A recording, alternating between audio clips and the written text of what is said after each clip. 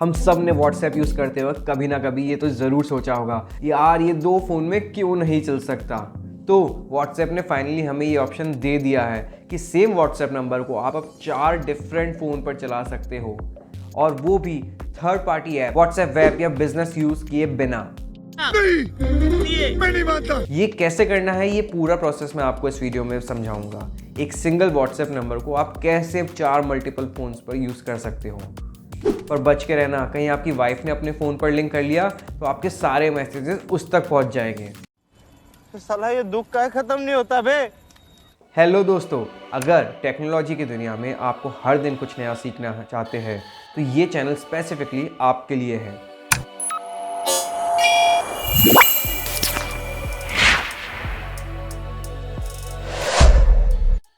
तो finally Meta ने announce कर दिया multi device feature for WhatsApp, लेकिन एट द सेम टाइम कुछ कंडीशन है जो बहुत ही इंपॉर्टेंट है एंड आपको ध्यान रखनी है। मैं एंड तक वो सब बताऊंगा, तो इस वीडियो को एंड तक ज़रूर देखना। तो चलिए समझ लेते हैं ये पूरी प्रोसेस आपको करनी कैसे है। ये है हमारा सेकेंडरी फ़ोन जिस पे हमको व्हाट्सएप ऐड करना है, और ये है हमारा प्राइमरी फ़ोन जहाँ से हमें व्हाट्सएप ट्रांसफ़र करना है इस पर्टिकुलर फ़ोन पर। तो सबसे पहले सेकेंडरी फ़ोन में हमें व्हाट्सएप इंस्टॉल कर लेना है। व्हाट्सएप ओपन करके उसकी टर्म्स एंड कंडीशन को एग्री एंड कंटिन्यू करने के बाद आप इस पेज पे आएंगे। यहाँ पे आपको अपना नंबर नहीं ऐड करना। ऊपर आपको जो ये 3 डॉट्स दिख रहे हैं इस पर क्लिक करना है और आपको ये ऑप्शन दिखेंगे लिंक टू एग्जिस्टिंग अकाउंट, इस पे आपको टैप कर लेना है। अगर आपको ये ऑप्शन नहीं आ रहा तो आगे बताऊंगा इसका रीज़न क्या है एंड इसको कैसे ठीक कर सकते हैं। अब आपके प्राइमरी फ़ोन में आपको व्हाट्सएप ओपन करना है। सेटिंग में आपको क्लिक करना है लिंक डिवाइसेस। आप देख सकते हैं यहाँ पे मैसेज भी आ चुका है, इसको आपको ओके कर लेना है। यहाँ पे आपको टैप करना है लिंक का डिवाइस और सारी परमिशंस को भी ओके कर लेना है। और अब आपका जो सेकेंडरी फ़ोन है उसका QR कोड आपको अपने प्राइमरी फ़ोन से स्कैन कर लेना है एंड एक बार स्कैन कंप्लीट हो जाने पे आपके सारे व्हाट्सएप मैसेजेस आप यहाँ पे देख पाओगे। तो अब आप दोनों ही फ़ोन में सेम व्हाट्सएप नंबर यूज़ कर सकते हो। आप अपने सेकेंडरी फ़ोन से व्हाट्सएप कॉल कर सकते हैं, डिसअपीयरिंग मैसेजेस को ऑन कर सकते हैं, फ़ोटोज़ भेज सकते हैं। आपको दोनों फ़ोन्स पर कॉल या नोटिफिकेशन भी मिलते हैं। चाहे आपका फ़ोन एंड्रॉयड हो या सेकेंडरी फ़ोन आईफोन या वाइस वर्सा, आपका व्हाट्सएप हर OS वाली डिवाइस पे लिंक हो सकेगा।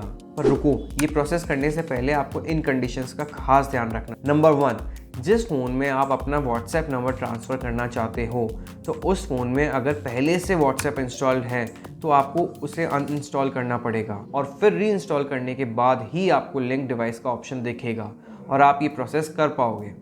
नंबर 2, व्हाट्सएप को दूसरे डिवाइस पे लिंक करने से पहले आप अपने प्राइमरी फ़ोन में व्हाट्सएप का बैकअप ज़रूर ले लेना, जिससे आपके अप टू डेट मैसेजेस आपको मिल सकें। तीसरी चीज़ जो आपको ध्यान रखनी है कि से फॉर एग्जांपल ये आपका प्राइमरी डिवाइस है और ये आपका सेकेंडरी डिवाइस, अगर फ़ोन ऑफ भी होगा तो आप व्हाट्सएप इस फ़ोन में यूज़ कर सकते हो।